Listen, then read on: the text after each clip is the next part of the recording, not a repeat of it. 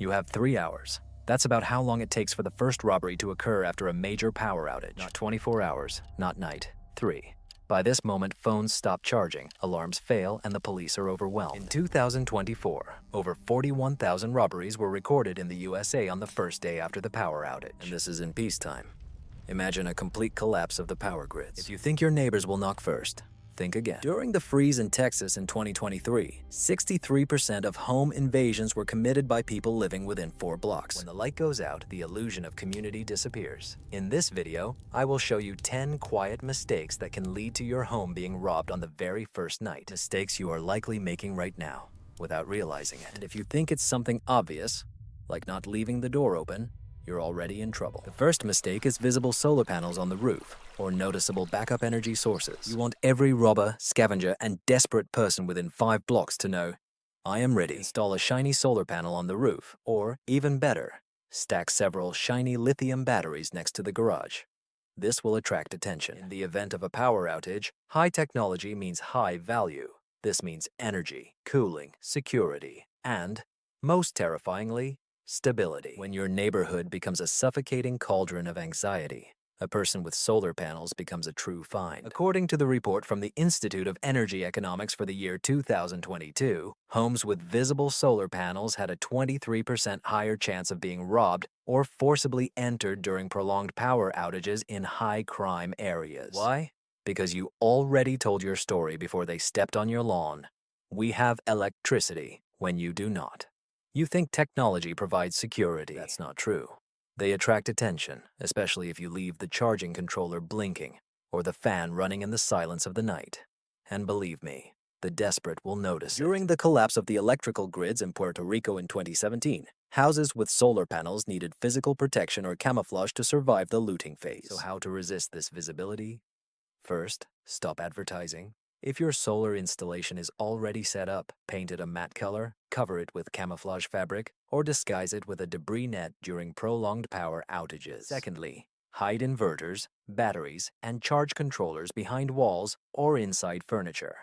Thirdly, never rely solely on the solar system. Diversify your supplies with old hand tools, a gravity-fed water supply system, and propane stoves that look salvaged. You need to look like you can barely make ends meet. Not like you are leading a clean energy revolution. Because in the event of a power outage, being advanced means being elite, and elite objects become targets. Technologies make life easier, but they also make you more noticeable, envious, and justify robbery. Remember, in the dark, the smartest house burns first. The second mistake is the sound of playing children. It sounds sweet, doesn't it? Children are laughing in the front yard, kicking a ball, singing children's songs. In a normal world, this is wonderful. But during a blackout, it's a tactical mistake. Huge. As long as you cling to some semblance of normalcy, others hear exactly what you are trying to hide. Stability, family structure, and that you provide your children with food, water, and entertainment. And this is not just noise. This is information. Information that says, we have food, we have water, and we are staying afloat. This is not theoretical. In the post-typhoon regions of the Philippines, such as Tacloban in 2013, humanitarian workers reported that families with visible or audible children were robbed 2.5 times more often than childless homes. Why?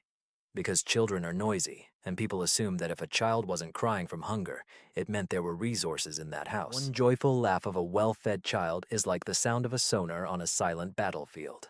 And if the child has a toy, or is dressed neatly, or just looks too healthy, you are in trouble. So how do we deal with this? We shouldn't silence them.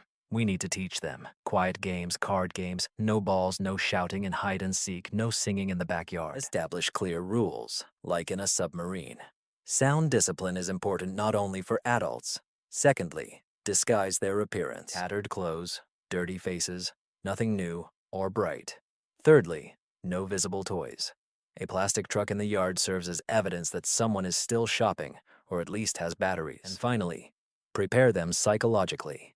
Explain why silence is important, why it is necessary to hide. In a crisis situation, children can become your most subtle advantage or your loudest burden. And when night falls, and this laughter spreads through the street full of despair, do not be surprised if someone starts to track down the source of the sound. In the darkness, innocence becomes a luxury, and luxury attracts danger, deliveries, arrivals, and unexpected guests. This is what most prepared people never think about until it's too late. You're ready, you're quiet, you're in the dark, but then suddenly, a friend comes in just to check on you. The delivery you forgot is now at your doorstep. Your niece arrives in tears, asking for help.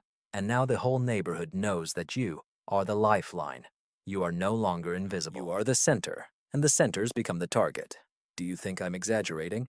In South Africa during the riots in 2021, communities that remained isolated avoided much of the violence, but any house that became a delivery point was robbed within 48 hours. In some cases, just one visitor a day was enough for rumors to start.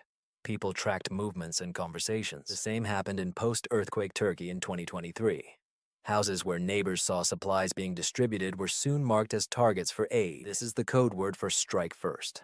The situation is complicated not only by those who arrive, but also by the fact that they leave, discussing what they've seen, or worse, return with someone else, perhaps with someone desperate or dangerous. As soon as you start sharing your preparation, you are no longer a prepared person, but a supplier. People don't politely ask for help during a power outage. They just take. So how do we fix this? First, no walkways past your house. If someone comes, let them park a few blocks away. No cars in front of your house. Secondly, meet people in other places. Do not give help at your doorstep. Do this behind the trash bin at the gas station or on the church grounds. Third, wear different, worn-out clothes when going outside. Change your shoes. Alter your posture. Look emaciated. Make people forget who helped them. And lastly, reduce unnecessary contacts. You are not the Red Cross. You are not the Federal Emergency Management Agency. You are a ghost with enough resources to survive, but only if you stop advertising your generosity. During the blackout, one visitor may turn out to be a scout. The scouts return with wolves. Second, prepare over fire or with smoke rising up. There is something primal about this, isn't there? The rustle of trees, the warmth of flames, the sizzling of a pan. You think you are smart surviving using skills on an open fire. But here is the harsh truth. During a blackout, smoke is a signal rocket. It's a pillar in the sky that says, we have food, we have fuel, follow the scent. You can also shine a spotlight directly from the roof into the eyes of the next hungry person. Because when modern infrastructure collapses, the smell and smoke spread farther than ever. In the absence of movement, air conditioners, and industrial noise, your small grill in the backyard becomes a beacon of wealth. Let's be specific. In the crisis of 2023 in Lebanon, where endless power outages plunged entire neighborhoods into darkness, humanitarian workers reported gangs of looters tracking smoke trails back to homes where simple lentil stew was being cooked. A father tried to cook rice on a barbecue on the balcony. That night, his door was knocked down. The reason is that smoke clouds in the calm air can be seen from more than 3 miles away, especially in winter, when the cold air brings it down before it rises. And if it's smoke from food, it's even worse. It's not only visible, but also deliciously recognizable. So how to fix this? Stop cooking over an open fire if you have no shelter. This means underground rocket furnaces. Yes, dig a pit like a Dakota stove, with 2 chambers, ventilation, low smoke levels, or solar furnaces. Practically no emissions, no smell, and almost invisible if done correctly. If you need to cook with gas, do it indoors with ventilation traps. Hang the damp sheets, use activated charcoal fans at the exits, and cook at sunset when the air movement and light provide you with protection. Also, no wood chips, no nuts, no pine. Use only dry seasoned wood if absolutely necessary. It burns cleaner, gives off less smell. And here is the real secret. Boil, don't fry. Steam has no smell. Fried marks attract attention. If you feel it, they feel it too. And when they are in despair, the smell of stewed dishes becomes an invitation to violence. The 6th, glowing windows from devices or screens. Most people think they are safe when the light is off, but here is what they forget. Your screens are not dark. The light emanating from your phone, laptop, or your children's Nintendo Switch is not just a faint flicker. It is a beacon in the abyss, especially at night, especially through curtains that are not tightly closed. People are unaware of this. Even a single bright device can create the silhouette of a person inside the house. As soon as you become a silhouette, you are identified as an active and interesting person. Want proof? In 2019, researchers from MIT conducted tracking tests in low-light conditions in a simulated urban area during a power outage. They discovered that the light from a tablet screen was visible through double curtains from over 100 yards away. This is madness. Now imagine how desperate people become when they haven't eaten for several days, their phones are dead, and they see someone still scrolling through their feed. For them, it's not just a tablet. This is proof of life, energy, safety, and you have just drawn a glowing target on your chest.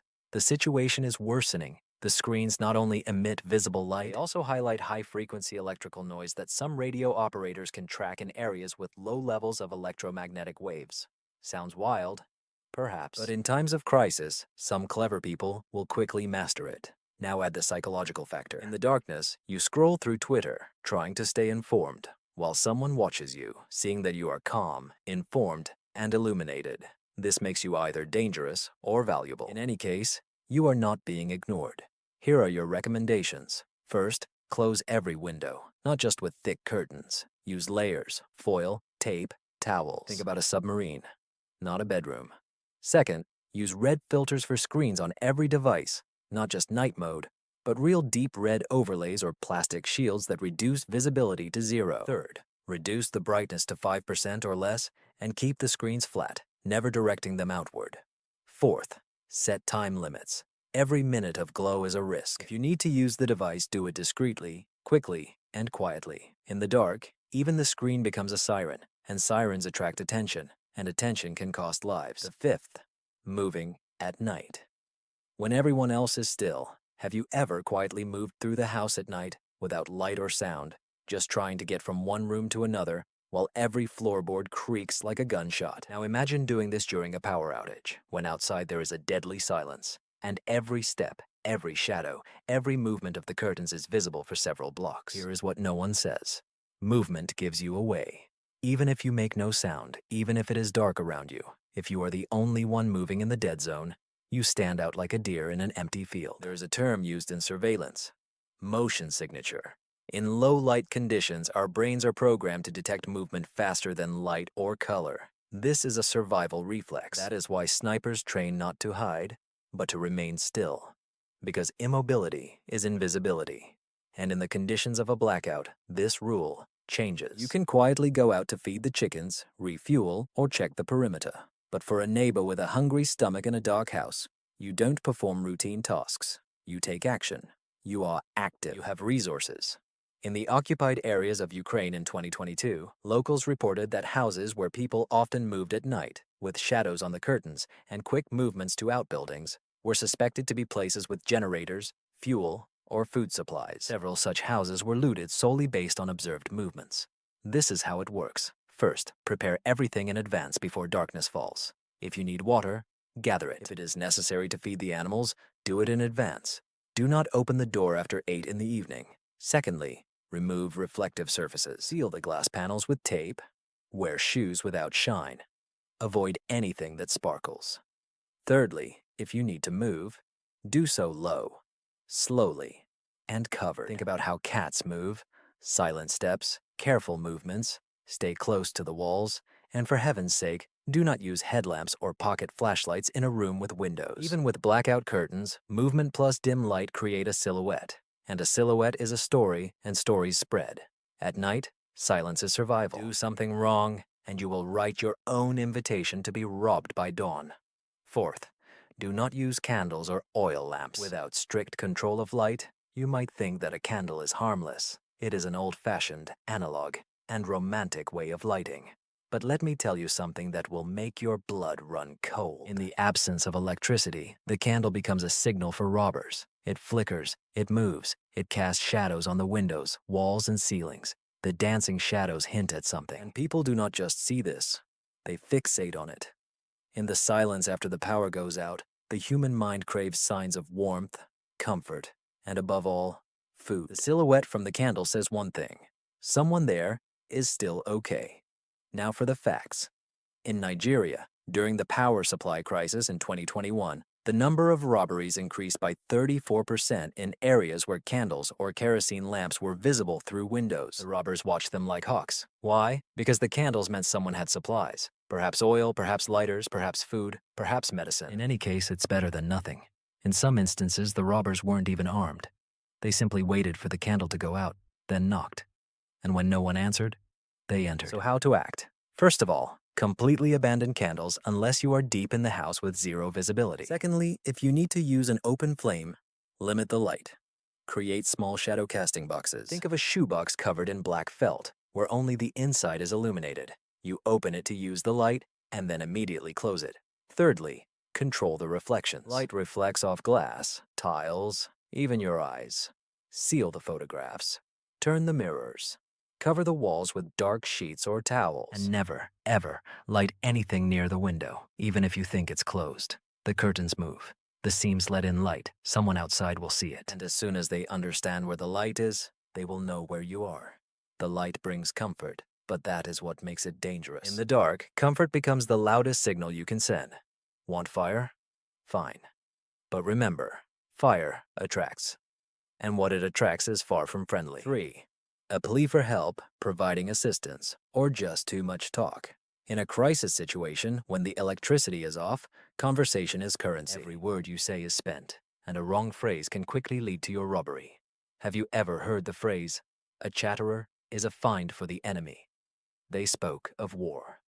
But this is even worse. This is a war with neighbors, with a cousin, with that guy you used to nod to when walking the dog. And if you make a mistake even once, you've informed the wrong person that it's worth robbing you. Let's figure this out.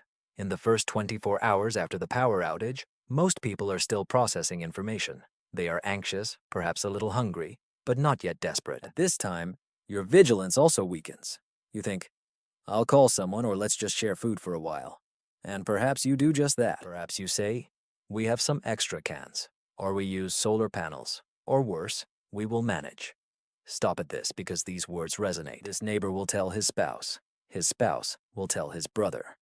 And suddenly you become the one who knows everything. In Bosnia, during the siege of Kiev in the 1990s, humanitarian workers noted a disturbing pattern. People who offered help in the first 48 hours often became victims of robbery or extortion by the third day. Why? Because as soon as you give, you become responsible. As soon as you speak, you are remembered. And in the dark, memory becomes a map for hungry people. So how do you stop it? First of all, do not speak. Not about what you have, and not about what you need. When someone asks, how are you coping? Respond, just like you, we hold on. And that's it. No details. Secondly, stop giving help. Do not do this if you are not ready to disappear the next day. Thirdly, never ask for help unless it is a matter of life and death. You show weakness, and they will trace it to your supply, your medicines, your plan. Silence in the dark is not rudeness, it is protection. Keep your mouth shut, because when the light goes out, information is not power, it is bait. Secondly, maintain a routine. The same light, the same meals, the same habits. Do you know what makes people rob faster than wealth? Predictability. In complete darkness, the world quickly becomes wild, but your brain does not. It clings to routine like a drowning man to a log. You prepare dinner at 6, take walks. You take out the trash at 9, take walks. You feed the dog in the same place, at the same time with the same spoon. You try to stick to the norm, but in reality, you are drawing a map for thieves.